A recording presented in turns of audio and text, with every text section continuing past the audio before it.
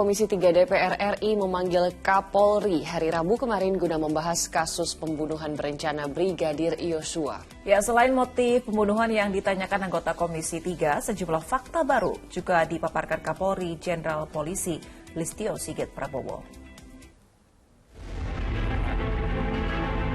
Dalam rapat dengar pendapat dengan Komisi 3 DPR pada hari Rabu, Kapolri Jenderal Polisi Listio Sigit Prabowo memaparkan perkembangan kasus pembunuhan berencana Brigadir Yosua.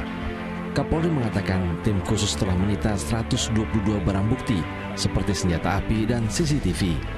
Dan kami juga mendapatkan CCTV, Pak, walaupun itu kopi dari flash disk, tapi menggambarkan peristiwa yang terjadi di Duren 3, di mana cerita awal Joshua dikatakan sudah meninggal pada saat Ferdi Sambo datang.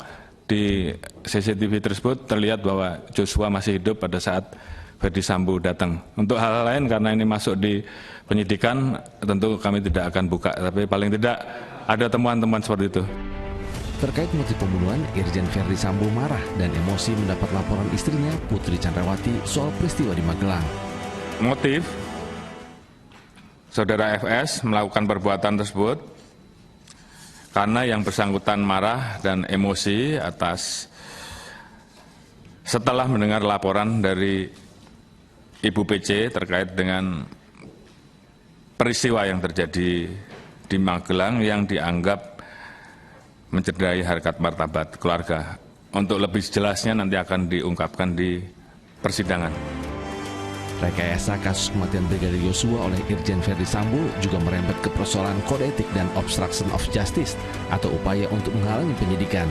Hingga kini 97 anggota polisi sudah diperiksa Inspektorat Khusus dan 35 personil telah diproses, di mana 18 diantaranya berada di penempatan khusus atau PASUS. 4 berkas sudah masuk, Ibu Putri nanti akan diperiksa di hari Kamis atau Jumat sebagai tersangka.